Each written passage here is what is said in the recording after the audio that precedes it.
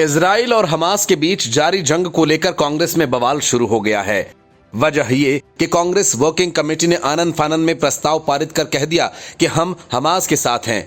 मतलब ये निकला कि कांग्रेस आतंकवाद की समर्थक है।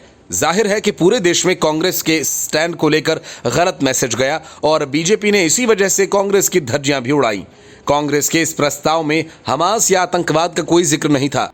इजराइल के खिलाफ हुए आतंकी हमले और उसमें मारे गए निर्दोष लोगों के प्रति कोई सहानुभूति के शब्द भी नहीं थे।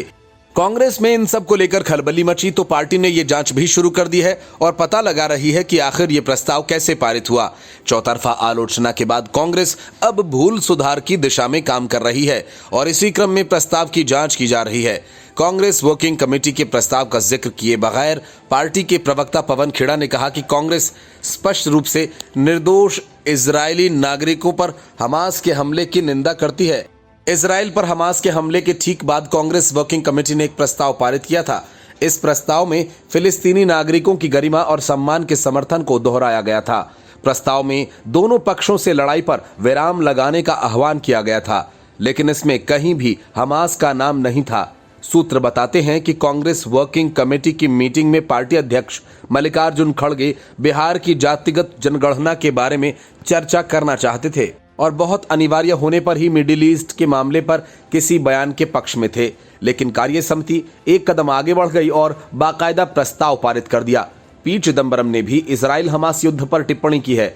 चिदंबरम ने कहा कि इस बात से इनकार नहीं किया जा सकता कि हमास द्वारा किया गया आतंकवादी हमला इजराइल गाजा युद्ध का कारण है। उन्होंने कहा कि तत्काल हिंसा रोकने की आवश्यकता है।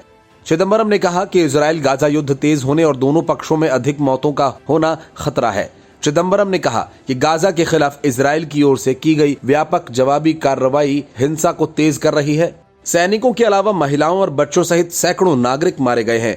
कांग्रेस नेता ने कहा कि हिंसा से कुछ भी हल नहीं होता है और ये निश्चित रूप से इजराइल और गाजा के वास्तविक शासकों के बीच दशकों पुरानी दुश्मनी का समाधान नहीं करेगी। हमास के आतंकियों ने 6 अक्टूबर को इजराइल पर अचानक हमला कर दिया था। उसके बाद इजराइल ने जवाबी कार्रवाई शुरू की।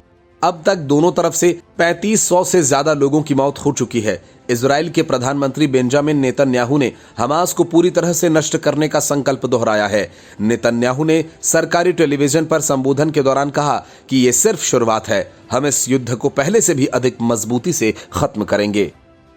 Bureau report, news of India.